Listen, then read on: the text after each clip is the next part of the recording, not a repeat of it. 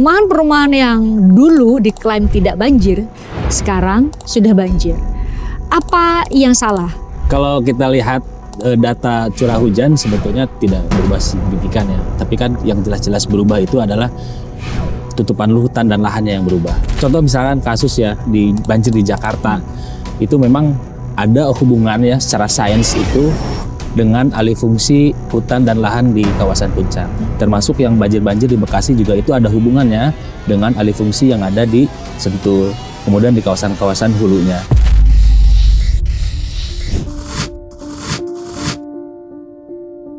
Alih fungsi itu sebetulnya tidak harus berjalan gitu ya, tapi mereka tidak memperhatikan aspek-aspek lingkungan, aspek-aspek keberlanjutan. Itu caranya dengan mengeluarkan izin-izin dengan sangat mudah gitu ya. Walaupun itu beresiko secara lingkungan gitu ya, bisa menyebabkan bencana banjir, longsor gitu ya. Tapi ketika ada AMDAL, tetap aja bisa berjalan proyek itu. Tata ruang juga ini menjadi ruang transaksi politik bagi bisnismen dengan mengambil kebijakan. Kenapa Mas Anggi bisa mengatakan menjadi ruang transaksi politik? Apa yang ada di dalam ruang tersebut sehingga sangat potensial untuk terjadi transaksi? Saya pikir AMDAL-nya bisa keluar aja gitu ya. Misalnya ditemukan bahwa harusnya ini adalah daerah aliran sungai misalnya ya Mas ya. Seharusnya nggak boleh dong ada satu bangunan pun atau pengalih fungsian apapun ya, karena memang itu jalurnya air, nggak mungkin air yang kita minta pindah gitu ya. Berarti apakah bisa dikatakan bahwa fungsi negara untuk bisa menjadi pengelola yang bijak itu tidak berfungsi? ini soal orientasi. Apakah orientasinya pada lingkungan atau pada ekonomi? Apakah memang keuntungan ekonomi yang kita dapat itu sepadan dengan kerugian, termasuk kerugian ekonomi, kerugian lingkungan dan kerugian dalam perspektif lain, misalnya masyarakat adat, warga lokal dan lain-lain, sepadan nggak dengan penerimaan negara dari pengelolaan sumber daya alam itu? Saya pikir tidak sepadan ya.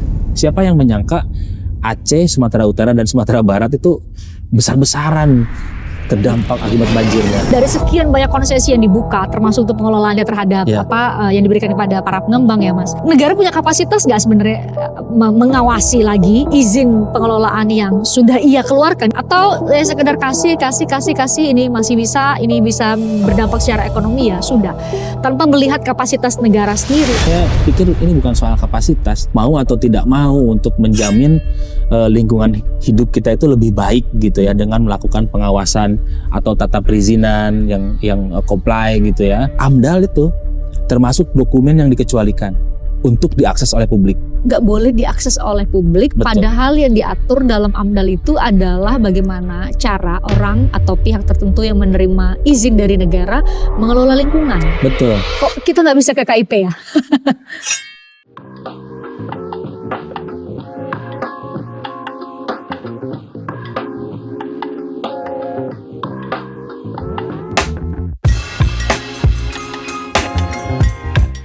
Mungkin Anda yang nonton konten ini sedang mengeluh karena bisa jadi perumahan Anda yang dulu mengklaim bahwa ini wilayah bebas banjir dan sekarang di tahun 2026 ini itu sudah tergenang banjir. Bahkan banyak sekali ya konten-konten di media sosial yang merekam dan menunjukkan banyak sekali yang protes bagaimana mereka merasa dibohongi karena dulu wilayah perumahannya gak terdampak banjir atau gak terkena banjir, sekarang sudah banjir. Jadi ini sebenarnya karena faktor cuaca, hujan ekstrim, atau ada kesalahan kebijakan tata kelola pembangunan sebenarnya. Nah, saya coba cari narasumber yang tepat, akhirnya sudah ada bersama kita semua. Ada Forest Campaigner Greenpeace, betul ya? Ya. Ada Mas Anggi Putra Prayoga. Mas Anggi, makasih ya sudah berkenan untuk hadir.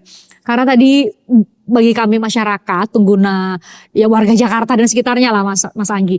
Ini beberapa tahun terakhir ini kayaknya saban hujan nih kita pasti banjir gitu. Nah, akhirnya 2025-2026 ini akhirnya mulai muncullah keluhan-keluhan yang seperti yang saya wakili tadi. Perumahan-perumahan yang dulu diklaim tidak banjir, sekarang sudah banjir.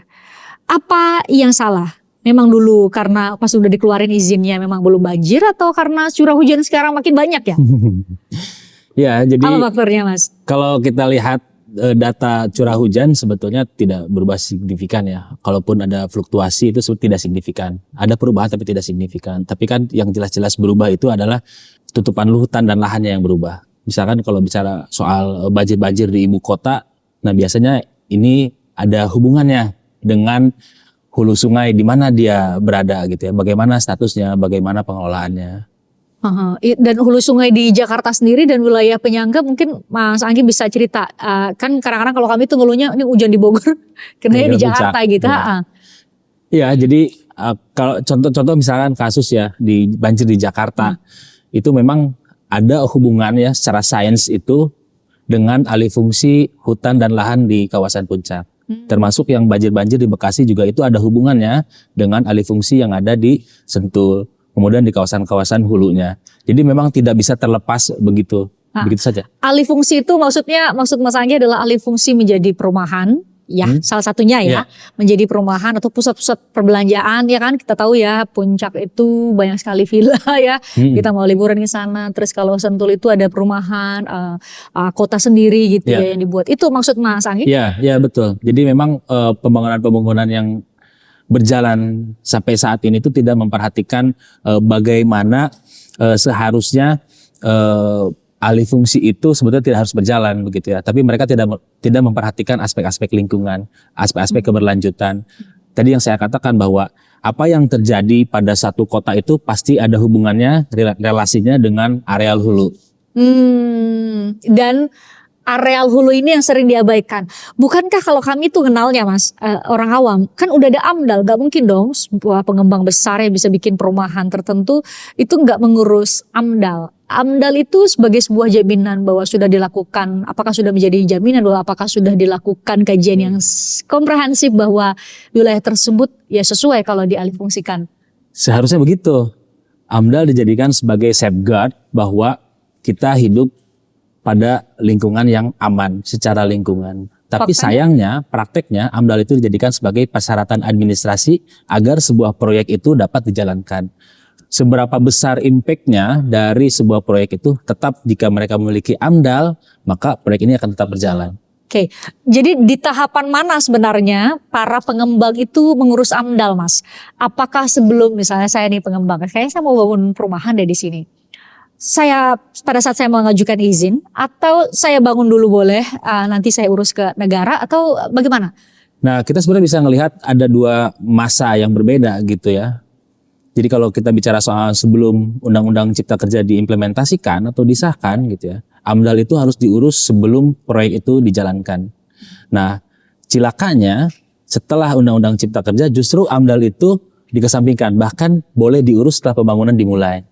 Nah, ini yang sebetulnya yang menyebabkan bahwa semakin kuat dugaan bahwa AMDAL itu hanya persyaratan administrasi, jadi tidak bisa menjamin bahwa sebuah proyek itu selamat secara lingkungan. Ini tidak menabrak aturan apapun ya, maksudnya Undang-Undang Cipta Kerja memang membuka kemungkinan itu ya? Iya, betul. Bahkan ini juga terjadi di praktek-praktek konsesi-konsesi besar seperti kehutanan, pertambangan, perkebunan. Mereka juga dibolehkan mengurus AMDAL setelah proyeknya dijalankan. Apa maknanya, Mas? Ini kita tengah mempermudah persyarat dan prasyarat untuk bisa mengelola lingkungan termasuk membangun perumahan kalau konteksnya yang tengah kita bicarakan di banjir Jakarta ya Jabodetabek, atau apa yang sedang terjadi? Kenapa kebijakannya demikian ya? Kalau orang yang nggak baca undang-undang kan nggak tahu tuh. Ya memang orientasi kebijakan sama aktor pembuat kebijakan kita orientasinya adalah untuk mengeksploitasi sumber daya alam sebesar-besarnya. Bukan untuk menjaga lingkungan agar kita bisa lebih hidup tenang, selamat begitu ya. Tapi memang orientasinya adalah bagaimana mengeksploitasi sumber daya alam. Itu caranya dengan mengeluarkan izin-izin dengan sangat mudah gitu ya. Walaupun itu beresiko secara lingkungan gitu ya, bisa menyebabkan bencana banjir, longsor gitu ya. Tapi ketika ada AMDAL tetap aja bisa berjalan proyek itu. Sedangkan pengurusan AMDAL sendiri kan logikanya berarti kan melibatkan dan seharusnya di bawah, bahasa sederhananya ya, di bawah supervisi aktor-aktor negara yang punya wewenang untuk itu. Kan harusnya itu menjadi instrumen untuk melihat apakah nih wilayah mana nih di Bekasi bisa nggak masih mau dipakai buat bangun perumahan atau enggak. Itu kan harusnya logikanya gitu kan Mas. Kenapa nggak terjadi? AMDAL itu apakah sekadar kalau saya jadi pengembang saya bikin aja sendiri atau bagaimana ya? Ya memang selain AMDAL ada juga hal yang perlu diperhatikan ya, rencana tata ruang kita. Nah di rencana tata ruang dan wilayah ya seperti di provinsi Jawa Barat, terus Jakarta gitu ya. Itu memang untuk mengakomodir banyak kepentingan. Misalkan pembangunan perumahan, untuk perkebunan, untuk perumahan dan banyak hal gitu ya. Itu memang diakomodir di kebijakan tata ruang tadi gitu ya. Jadi selain dari AMDAL seharusnya ya instrumen safeguard kehidupan lingkungan kita itu agar lebih baik itu ada juga di rencana tata ruang. Cuman sayangnya tata ruang juga ini menjadi ruang transaksi politik bagi bisnismen dengan mengambil kebijakan. Kenapa Mas Anggi bisa mengatakan menjadi ruang transaksi politik? Apa yang ada di dalam ruang tersebut sehingga sangat potensial untuk terjadi transaksi? Iya, sangat memungkinkan karena kalau tidak sesuai dengan tata ruang itu melanggar hukum. Jika memang misalkan tidak ada peruntukan untuk perumahan, tidak ada peruntukan untuk perkebunan, tapi kemudian ada intervensi dari luar yang akan masuk, maka itu akan menjadi celah untuk intervensi tadi ya ke arah transaksi. Jadi, ya AMDAL-nya bisa keluar aja gitu ya. Apapun misalnya ditemukan bahwa harusnya ini adalah daerah aliran sungai misalnya ya Mas ya. Seharusnya nggak boleh dong ada satu bangunan pun atau pengalih fungsian apapun ya karena memang itu jalurnya air, nggak mungkin air yang kita minta pindah gitu ya. Betul. Misalkan contoh kasus misalkan sepadan sungai itu sebetulnya dilindungi di kebijakan kita 100 meter ya kanan dan kiri gitu ya. Tapi justru malah banyak perumahan-perumahan, bangunan-bangunan gitu ya, alih fungsi itu di sepadan sungai. Jadi sebetulnya secara bisnis ada intervensi-intervensi yang anomali gitu ya, yang tidak normal gitu ya. Kita punya aturan untuk melindungi sepadan sungai, tapi juga sebetulnya pembangunan juga tetap dilanjutkan di sepadan sungai. Padahal itu jelas sepadan sungai itu adalah area resapan air ya kan. Yang tadi saya bilang ya nggak mungkin minta air pindah gitu. Betul. Itu memang jalurnya dia. Itu memang jalurnya air. Sebagai bagian dari upaya kita untuk tidak terjadi bencana atau hal apapun yang tidak kita inginkan ya kita biarkan dan kita tidak ganggu ya area itu. Sederhananya kan gitu. Betul. Berarti apakah bisa dikatakan bahwa fungsi negara untuk bisa menjadi pengelola yang bijak namanya juga kebijakan ya kita sebenarnya kan berharap ada punya nilai kebijaksanaan lah di situ itu tidak berfungsi. Saya tidak mengatakan tidak berfungsi tapi memang orientasinya berbeda. Kalau misalkan kita konsensus kepada penduduk gitu ya apa sebetulnya yang dibutuhkan agar kita selamat dari bencana banjir pasti sebagian besar akan menyelamatkan kita perlu hutan, kita perlu areal tutupan hijau gitu ya di perkotaan, di hulu sungai, sepadan sungainya dilindungi gitu ya. Ini soal orientasi. Apakah orientasinya pada lingkungan atau pada ekonomi? Jadi Mas Anggi mau lihat bahwa hari ini kita dihadap-hadapkan pada dua pilihan yang sepertinya ekstrim sekali, satu ekonomi, satu lingkungan dan menurut Anda pemerintah ya dari tahun ke tahun itu lebih memilih ekonomi. Iya, di berbagai kebijakan ya, sektoral ya. Di kebijakan energi, kebijakan kehutanan, kebijakan perkebunan, termasuk juga kebijakan pembangunan. Memang orientasinya untuk ekonomi. Jadi tadi instrumen lingkungan itu seringkali dijadikan sebagai persyaratan administrasi untuk membolehkan eksploitasi tetap berjalan, pembangunan tetap berjalan. Jadi bukan menjadi satu alat untuk membuktikan ini layak atau tidak layak proyek ini dijalankan. Contohnya AMDAL tadi kan. Yang akhirnya kemudian di rezim Undang-Undang Cipta Kerja itu digeser bahkan boleh setelah bahkan dalam proses ya pembangunan atau pengalih fungsian lahan itu ya. Mas Anggi berarti kalau memang pilihan antara dua ini ya lingkungan dan juga ekonomi, emang secara ekonomi keuntungannya besar sekali ya kalau mau eksploitasi lingkungan. Iya, contoh misalkan ya. Kita bicara soal kehutanan ya, eksploitasi kehutanan. Yang nanam siapa sih? Ya yang punya modal sih kayaknya Mas Anggi. Nah gini ya, ada satu konsesi dibebankan di atas hutan alam. Hutan alam ya. Hutan alam kan bukan konsesi yang nanam, bukan juga Kementerian Kehutanan yang nanam. Dan ini kan bisa dikatakan tanda kutip gratis kan? Ya. Gratis dari negara bagi mereka yang punya kemampuan untuk mengelola itu. Betul, ya kan. Tapi kan itu terus tidak perlu modal yang besar. Bahkan dengan mengeksploitasi itu mereka sudah mendapatkan keuntungan tanpa harus melakukan rehabilitasi lagi gitu kan. Jadi saya pikir ada satu kesalahan besar dari cara kita melakukan pengelolaan sumber daya alam. Dan kalau mau Mas Anggi diminta untuk mengidentifikasi kesalahan itu demi kesalahan itu, kalau dirunut itu apa Mas? Kalau Mas Anggi bisa gambarkan lewat kajian-kajian yang dilakukan oleh Greenpeace gitu ya. Ya, setidaknya ada yang bermasalah ya dari 3 aspek ini ya. Satu, dari aspek kebijakannya bermasalah, orientasinya untuk mengeksploitasi sumber daya alam, walaupun itu memiliki resiko terhadap terjadinya bencana, longsor misalkan atau banjir gitu ya, seperti yang di Sumatera, di Kalimantan gitu ya. Itu kebijakan kita masih berorientasi pada eksploitasi sumber daya alam.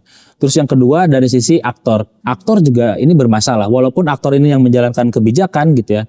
Tapi aktor ini juga punya orientasi untuk mendapatkan keuntungan bagaimana sumber daya alam itu dieksploitasi. Orientasinya memang tidak untuk menjaga kehidupan ini di bumi ini lebih layak begitu ya, agar masyarakat di tingkat tapak itu selamat begitu ya. Tapi memang aktor juga memiliki permasalahan dalam orientasi. Terus yang ketiga dari implementasi.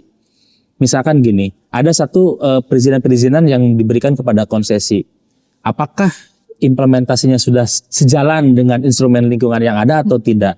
Atau misalkan bagaimana mengawasi banyaknya konsesi-konsesi, banyaknya izin-izin, banyaknya misalkan pembangunan-pembangunan yang dijalankan gitu ya. Diawasi dengan cermat, dengan apik begitu ya, dengan tajam untuk keberpihakan lingkungan, kan itu juga dipertanyakan. Nah itu poin yang ketiga, saya mau masuk ke poin ketiga. Pengawasan itu kan ada regulasi ya, membuat aturan dan lain-lain, itu kan juga salah satu fungsi yang kewenangan yang dimiliki oleh negara ya, dalam hal ini eksekutif dan legislatif. Terus implementasi dari aturan itu sendiri kan itu juga seharusnya salah satu instrumen negara untuk bisa menjaga kepentingan publik gitu ya, kepentingan kita bersama. Dalam tataran pengawasan itu, Mas, apakah pengawasan seperti ya logika awam aja ya, Mas? Saya berpikir negara itu kan salah satunya entitas yang punya daya paksa luar biasa. Mungkin nggak ya pengembang-pengembang yang ya ala sekadarnya aja lah AMDAL ini. Kemudian sekarang terbukti tuh banjir tiap hari tuh kawasan. Negara bisa mengambil sikap tegas, kita cabut izin itu, kemudian mungkin wilayah warga di sekitar wilayah itu kemudian direlokasi gitu ya. Jadi nggak hanya geser pasar aja ya direlokasi, tapi direlokasi dan lain-lain. Jadi ada sikap tegas negara untuk bisa menindak pengembang, bisa menyelamatkan warga yang ada di sana gitu supaya nggak terus-menerus menghadapi banjir. Itu mungkin apakah itu mungkin dilakukan?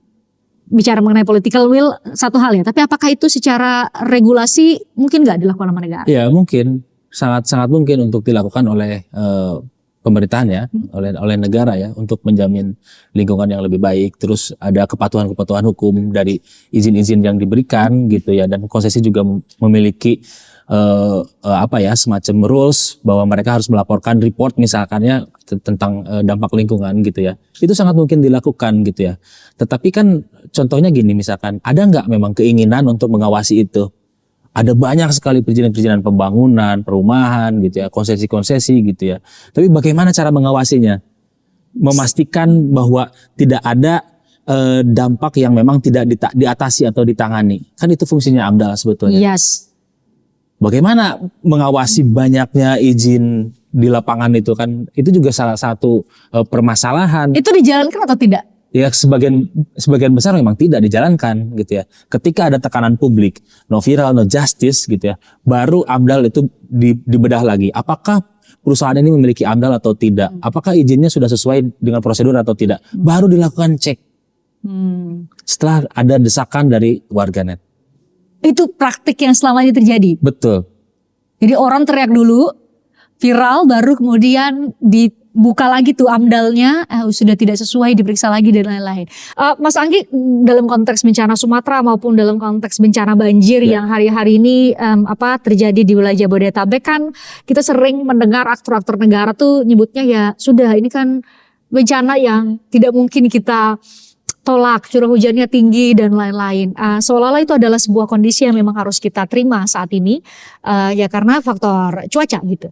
Tapi apakah seharusnya aktor-aktor negara di dalam kapasitasnya dalam kewenangan apapun yang dia miliki gitu ya, kementerian manapun sebenarnya, karena hanya Kementerian Kehutanan atau Lingkungan Hidup ya, itu tuh bisa melakukan langkah yang konkret. Misalnya kita ambil contoh mengenai pengembang-pengembang inilah, perumahan-perumahan di wilayah Jabodetabek. Ada nggak? Atau kita hanya bisa terima nasib aja?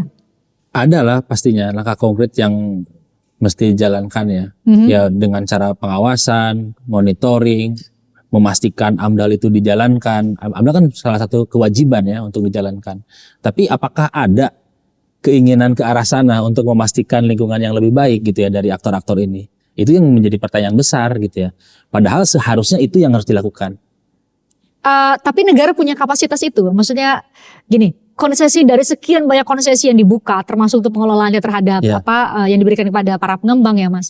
Itu tuh negara punya kapasitas nggak sebenarnya mengawasi lagi izin pengelolaan yang sudah ia keluarkan? Dia kan yang ngeluarin nih, yang ia keluarkan. Atau sekedar kasih ini ini bisa berdampak secara ekonomi ya sudah.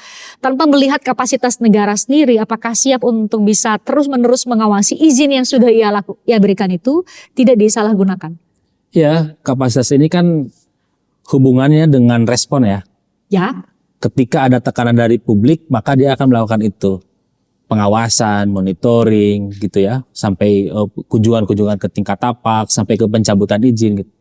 Maka sebetulnya bukan soal, saya pikir ini bukan soal kapasitas, mau atau tidak mau untuk menjamin lingkungan hidup kita itu lebih baik gitu ya, dengan melakukan pengawasan atau tata perizinan yang comply gitu ya. Saya pikir bukan soal kapasitas. Satu hal juga memang karena orientasinya untuk mendapatkan keuntungan sebesar-besarnya gitu ya dengan memberikan izin. Nah ini juga menjadi soal lain gitu ya.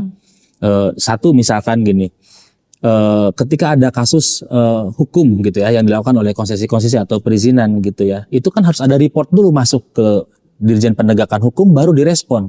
Kalau tidak ada report dari tapak itu sulit tuh untuk ditindaklanjuti. Maka saya tadi bilang bahwa ini soal bukan kapasitas sebetulnya, soal kemauan atau tidak gitu ya. Mereka membuat sistem yang memudahkan mereka untuk bekerja tapi sebetulnya tidak menyelesaikan masalah di tingkat tapak. Jadi harus basisnya adalah ada laporan dulu, ada aduan dulu dari masyarakat. Baru kemudian bergerak. Bergerak ya. Baru bergerak. Jadi kalau tidak ada report dari masyarakat ya itu dianggap sebagai kondisi yang baik-baik saja. Yang kita bayangkan sebagai bagian dari publik yang diatur oleh negara, kan kebayang tuh harusnya tuh berarti kan itu dilakukan secara berkala ya. Pengawasan terhadap apakah pihak yang menerima konsesi ini masih sesuai dengan izin yang diberikan oleh negara, kan harusnya dilakukan secara berkala tanpa harus menunggu viral dulu, ada yang teriak dulu. Betul. Atau memberikan laporan. Itu tidak tersedia ya mekanisme itu ya? Iya, tidak dijalankan lebih tepatnya ya, tidak dijalankan. Bahkan di dokumentasi terakhir ya, kebijakan yang dikeluarkan oleh Kementerian waktu itu masih Lingkungan Hidup dan Kehutanan gitu ya. AMDAL itu termasuk dokumen yang dikecualikan untuk diakses oleh publik. Oh, kita nggak bisa ke KIP ya? KIP tahu sendiri, punya permasalahan sendiri kan sebetulnya dalam menjamin keterbukaan informasi publik itu betul-betul menjadi hak publik begitu ya. Tapi kementerian sendiri punya aturan gitu ya yang dia keluarkan untuk mengecualikan dokumen-dokumen lingkungan kepada publik. Sekarang kalau mekanisme tadi bahwa publik hanya bisa laporan gitu ya, kemudian tapi dokumen AMDAL-nya juga tidak bisa diakses. Mau melaporkan berdasarkan apa? Ya. Berarti kelompok seperti Greenpeace gitu ya, NGO yang bergerak di bidang lingkungan benar-benar nggak punya akses ya buat minta. Ini lihat ini pengembangnya ini punya penerima konsesi ini tuh masih sesuai dengan AMDAL dan lain enggak ya? Iya, itu sangat sulit sekali ya untuk mendapatkan dokumen AMDAL. Jadi kan kita bisa melihat satu perusahaan itu misalkan baik itu developer perumahan gitu atau konsesi gitu ya, patuh atau tidak patuh terhadap hukum lingkungan kan dilihat dari dokumen AMDAL ya. Iya. Sebagai izin lingkungan dulu kan perasaan izin lingkungan. Kalau tidak bisa diakses AMDAL-nya, bagaimana kita bisa melakukan pengawasan atau monitoring atau bahkan sampai ke pelaporan gitu kan? Wah, gimana itu ya? Serius nggak bisa dibuka ya AMDAL itu ya? Dikecualikan. Jadi, dengan sengaja, dengan sadar diri Kementerian waktu itu KLHK itu mengecualikan AMDAL. Nggak boleh diakses oleh publik. Betul. Padahal yang diatur dalam AMDAL itu adalah bagaimana cara orang atau pihak tertentu yang menerima izin dari negara mengelola lingkungan. Betul. Ini kan bukan sektor privat ya? Iya. Ya, itu kan ranah pribadi. Gitu ya? Betul. Ya, aturannya. Betul, aturannya begitu.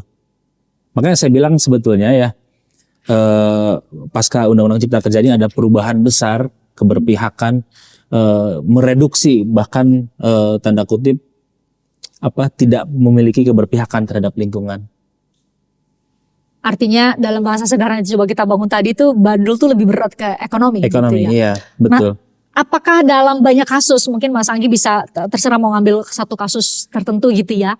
Apakah memang keuntungan ekonomi yang kita dapat itu sepadan dengan kerugian, termasuk kerugian ekonomi, kerugian lingkungan dan kerugian dalam perspektif lain, misalnya masyarakat adat, warga lokal dan lain-lain, sepadan nggak dengan penerimaan negara dari pengelolaan sumber daya alam itu? Sepadan nggak? Saya pikir tidak sepadan ya. Orientasinya kan dari dulu adalah untuk mengeksploitasi sumber daya hutan, sumber daya alam kan. Tapi justru malah kita yang di tahun 2000 ke atas ini sekarang banyak kejadian-kejadian bencana kan. Itu seharusnya kan menunjukkan bahwa risiko dari orientasi pembangunan untuk mengedepankan pendapatan ekonomi gitu ya, memiliki risiko terhadap lingkungan yang lebih buruk, bahkan lebih panjang. Siapa yang menyangka Aceh, Sumatera Utara dan Sumatera Barat itu besar-besaran terdampak akibat banjirnya. Itu kan dampak dari implementasi pengelolaan kita yang sebelum-sebelumnya kan, yang mengeksploitasi hutan, terus membangun perkebunan kelapa sawit, pertambangan di dalam kawasan hutan gitu ya. Itu kan mementingkan hanya ekonomi gitu ya, dan dampaknya sekarang yang dirasakan kan. Mas Anggi termasuk juga, ini mungkin kalau yang tinggal di wilayah Jabodetabek sih relate ya, termasuk juga di Bandung gitu. Dulu kan di kota Bandung sendiri, konon bagi yang tinggal sangat lama di Bandung, itu tuh pagi tuh bisa masih ada embun ya, dingin sekali. Sekarang cuaca di betul cuaca di Bandung itu sangat panas, bahkan kalau Cibubur itu juga masih yang jualannya kan sejuk ya, jualannya sejuk. Sentul jualannya sejuk gitu ya. Bogor jualannya sejuk tapi sudah mulai panas. Kan kita bisa, bagi kami yang mungkin bisa googling, oh ini ada hubungannya dengan kenaikan suhu bumi dan ya bukan salah kita, ya bukan karena perumahan saya, bukan karena tempat tinggal kita, bukan karena kebijakan. Itu sebenarnya berkorelasi, Mas Anggi? Ya, ada korelasinya ya. Jadi ada namanya variabilitas iklim. Sebetulnya ada banyak yang tidak bisa kita kontrol, tapi ada yang bisa kita kontrol. Contohnya adalah alih fungsi. Alih fungsi kan itu bisa kita kontrol. Curah hujan tidak bisa kita kontrol kan. Curah hujan menjadi misalkan ya rendah atau tinggi gitu ya. Tapi yang bisa kita kontrol kan ruang terbuka hijaunya. Yang bisa kita kontrol adalah hutannya, daerah tangkapan airnya, daerah resapan airnya gitu ya. Kalau ini banyak perubahan gitu ya, maka sebetulnya ada risiko-risiko atau dampak-dampak yang kemudian muncul gitu ya. Secara sains memang itu masuk ke dalam kategori bencana hidrometeorologis kan. Seperti banjir, longsor gitu ya. Itu yang sebetulnya punya korelasi yang kuat gitu ya. Kenapa sekarang misalkan kerasanya lebih panas gitu ya. Jadi memang ada satu variabilitas yang memang seharusnya kita jaga, seharusnya kita kontrol dengan baik gitu ya, alih fungsinya. Justru malah itu yang menjadikan aset untuk dieksploitasi. Mas Anggi, terakhir Mas, kalau tidak ada reformasi yang signifikan dari cara negara mengelola konsesi-konsesi pengelolaan lingkungan dalam konteks apapun itu, termasuk alih fungsi untuk perumahan, ya tempat kita tinggal sih, apa yang akan terjadi? Ya selain dengan bahasa bahwa ya pasti dampaknya ke lingkungan, tapi mungkin Mas Anggi bisa memberikan hasil kajian, bisa jadi sudah ada kajian untuk bisa forecasting ya, apa yang sebenarnya akan terjadi, yang akan berdampak pada kita semua dan kita harus membayar lebih mahal dari apa yang kita dapatkan dari pengelolaan lingkungan untuk ekonomi. Ya, kalau misalkan gini ya, ada satu kebijakan yang sebetulnya yang ini punya pengaruh besar terhadap kehidupan kita, namanya Undang-Undang Kehutanan. Itu disahkan tahun 99, terus sudah mengalami perubahan, itu sekarang mau mengalami perubahan yang keempat. Masuk prolegnas 2026 Masuk prolegnas ya? 2026. Kalau Undang-Undang Kehutanan itu tetap memiliki orientasi terhadap ekonomi gitu ya, kita akan menyangka ya, kok kenapa Undang-Undang Kehutanan, saya kan hidup di kota. Nah, ini juga penting nih untuk dijelaskan kepada publik bahwa satu wilayah itu memang tidak akan terpisah atau tidak akan terputus dengan yang namanya daerah aliran sungai. Oke, Jakartanya sebagai pusat ibu kota lah katakan gitu ya, pusat perkotaan dan lain halnya.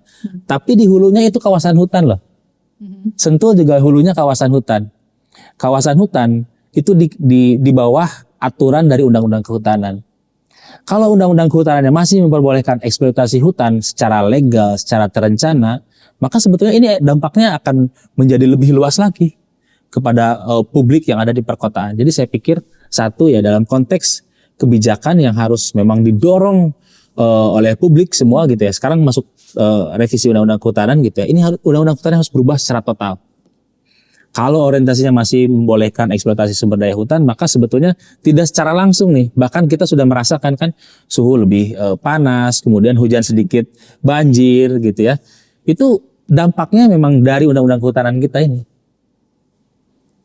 Yang sudah dari tahun 1999 itu belum diubah untuk bisa menyesuaikan dengan kebutuhan kita saat ini. Betul, ya. Nah, cilakanya lagi sebetulnya revisi Undang-Undang Kehutanan ini disinyalir gitu ya, hanya untuk mengakomodir kepentingan-kepentingan bisnis. Bisnis pertambangan, bisnis perkebunan, kemudian alih fungsi di kawasan hutan untuk perumahan, tukar guling gitu ya. Itu diakomodir oleh Undang-Undang Kehutanan ini, disinyalir. Jadi sebetulnya yang harus berubah secara total ya, salah satunya adalah Undang-Undang Kehutanan kita yang sudah tidak relevan lagi. Lantas apa kaitannya dengan, kan banyak kebijakan mengenai lingkungan itu kan berdasar atas Undang-Undang Cipta Kerja sendiri gitu ya. Kan nggak bisa baca satu undang-undang sektoral saja ya kalau bicara mengenai lingkungan. Undang-Undang Kehutanan ya satu hal yang Anda, terima kasih sudah mengingatkan, kita sama-sama kawal gitu ya. Karena siapapun Anda, apapun pekerjaan Anda, masalah lingkungan adalah masalah kita bersama gitu ya. Ini kita mau kerja nih, keluar di jalan udah ada genangan, kita sangat terganggu gitu ya. Itu gimana Mas? Kan sebenarnya ease of doing business itu kan lahir kemudahan-kemudahan untuk bisa melakukan pengelolaan, termasuk pengelolaan lingkungan. Itu kan juga lahir dari alas hukumnya kan Undang-Undang Cipta Kerja gitu ya. Ya, Undang-Undang Cipta Kerja sekarang kan orientasinya satu untuk meningkatkan investasi, terus kemudahan perizinan gitu ya. Dan lingkungan menjadi satu hal yang diabaikan gitu. Jadi kita juga menghadapi satu rezim yang berat begitu ya, artinya memang tidak memiliki keberpihakan atau sangat kecil sekali keberpihakan terhadap lingkungan, kecuali dengan adanya tekanan-tekanan publik tadi ya, ketika publik mendorong misalkan kita butuh satu reforestasi, kita butuh satu hutan ekosistem yang sehat gitu ya, baru mungkin mereka baru mulai menyusun kebijakan-kebijakan gitu ya. Tapi yang saya ingin tekankan adalah yang sebetulnya dibutuhkan saat ini kan sebenarnya ekosistem ya. Ekosistem yang sehat, ekosistem hutan gitu, atau ruang terbuka hijau gitu ya. Baik di perkotaan ataupun di tengah, kemudian di hulu-hulu sungai gitu ya. Ekosistem hutan kan sebetulnya.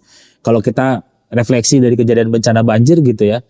Ini kan banyak yang terjadi terdampak bencana banjir itu di area-area hilir. Di kota-kota. Dan mulai sadar gitu ya bahwa ini akibat konsesi perkebunan, ini akibat villa-villa yang dibangun di Sentul, ini akibat wisata-wisata yang merusak lingkungan gitu ya. Nah, kita butuh regulasi yang lebih kuat. Memang sampai saat ini kita tidak punya landasan hukum ya yang memadai ya untuk melindungi ekosistem, untuk melindungi penyangga kehidupan kita. Makanya dengan momentum tadi Undang-Undang Kehutanan itu sebetulnya kita punya bagian nih, kita bisa punya kontribusi gitu ya. Walaupun kita hidup di perkotaan begitu ya, tapi nasib kita bisa ditentukan di puncak, di Sentul dan di hulu-hulu sungai yang lainnya. Jadi Anda mau kasih pesan bahwa kita nggak bisa hanya pakai kacamata kuda aja gitu ya, karena semua wilayah itu sebenarnya saling berpengaruh. Oleh karena itu seharusnya sebenarnya pemerintah daerah juga tidak bisa mengambil kebijakan yang parsial-parsial juga. Betul, ya. Dan disitulah kita membutuhkan kehadiran pemerintah pusat untuk bisa mengkoordinir ya. Betul. Berbagai sejumlah pemerintah daerah yang berada dalam wilayah yang sebenarnya sudah seharusnya bisa dipetakan ya. Ini aliran sungai dan lain-lain itu sebenarnya ada kan datanya. Ada ya. Cuman sayangnya memang kebijakan kita tidak menggunakan pendekatan daerah aliran sungai sebagai pembangunan. Jadi pendekatannya adalah wilayah administrasi ya. Misalkan Kota Bekasi gitu ya, atau Jakarta gitu ya, itu hanya area-area tertentu saja kan maksudnya. Tidak memperhitungkan bagaimana tata kelola yang ada di hulunya. Nah, tidak ada perspektif kebijakan kita tuh terhadap perspektif daerah dan sungai.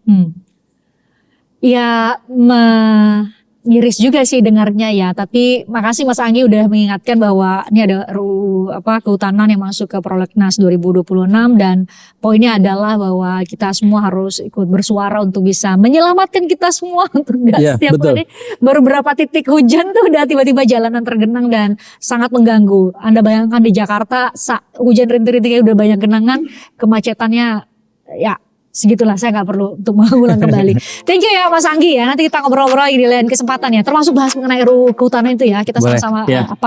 coba kawal dari posisi kita masing-masing. Thank you. Baik. Sehat selalu ya Mas Sehat Anggi ya. selalu. Terima kasih. Ya, terima kasih.